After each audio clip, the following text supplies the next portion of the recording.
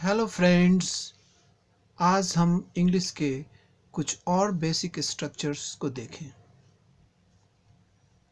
पहला, where do you come from. Where do you come from, इसका अर्थ हिंदी में क्या हो जाएगा? आप कहाँ से आ रहे हैं या आप कहाँ से आते हैं।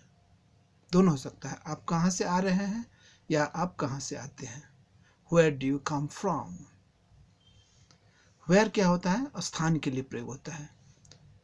दूसरा एग्जाम्पल देखें, where are you from. Where are you from, आप कहाँ से हैं। इसका हिंदी क्या हो जाएगा? आप कहाँ से हैं। आप कहाँ से हैं का मतलब क्या हुआ? अर्थात आप किस देश से हैं, किस जगह से हैं। कोई विदेशी से पूछ सकते हैं आप, वेयर आर यू फ्रॉम, मतलब क्या होगा? किस देश से हैं आप, इसका मतलब। और अपने ही देश के लोग से पूछेंगे तो किस जगह से हैं, where are you from. I am from UP, I am from Banaras, है ना। और विदेशी कोई से पूछेंगे तो क्या होगा? Where are you from, I am from London, है ना। तो ये आप कहाँ से हैं इसके लिए वेयर आर यू फ्रॉम। इसी तरह से likewise,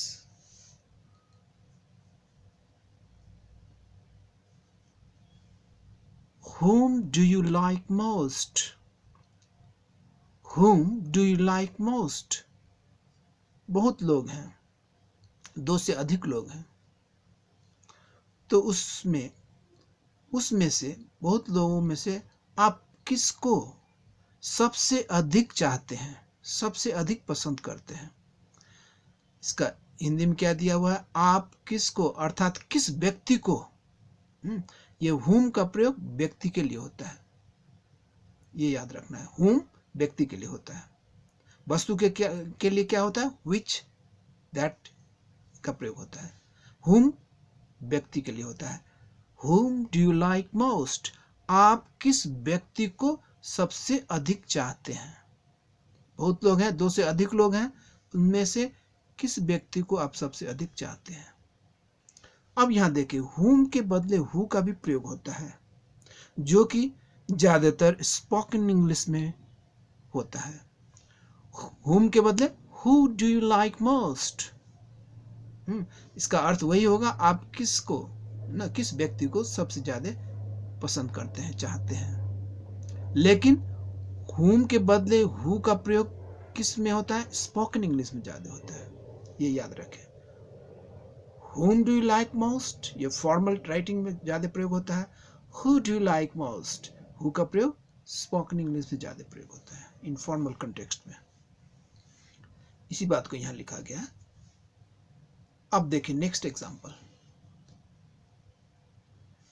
which do you like most, which का प्रयोग वस्तु के लिए होता है, whom का प्रयोग व्यक्ति के लिए होता है। which do you like most, आप किसको, यानी किस चीज को, किस वस्तु को सबसे ज्यादा पसंद करते हैं। तो which का प्रयोग वस्तु के लिए होता है। which do you like most, आप किसको, यानी किस चीज को, किस वस्तु को सबसे ज्यादा पसंद करते हैं, इसके लिए which का प्रयोग करें। अब नेक्स्ट एग्जांपल, लाइकवाइज इसी तरह, whom do you like more, जब दो ही व्यक्ति हो, है ना, ज्यादा व्यक्ति में से, दो से अधिक व्यक्ति में से किसी एक को चुनना है तो मोस्ट का प्रयोग किए थे। अब दो व्यक्ति या दो वस्तु में से एक को चुनना है तो मोर का प्रयोग होगा। आउट ऑफ टू ऑब्जेक्ट्स और पर्सन्स, मोर का प्रयोग होगा।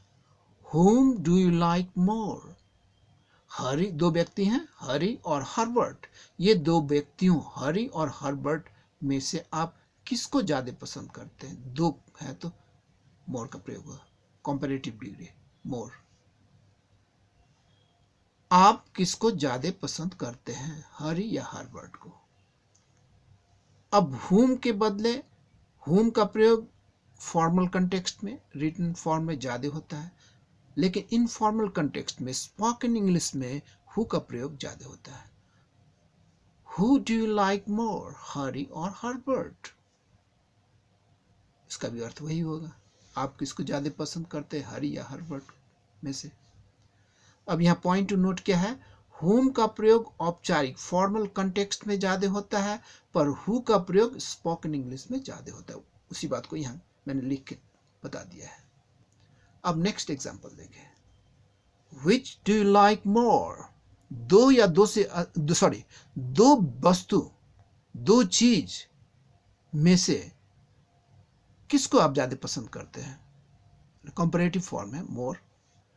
दो, टू ऑब्जेक्ट्स, टू थिंग्स, कोई भी टू ऑब्जेक्ट्स या कोई थिंग्स है, नॉन लिविंग थिंग्स है, आइडियाज है, दो चीज है, उसमें से किसको ज्यादा पसंद करते हैं, उसके लिए which का या more होगा।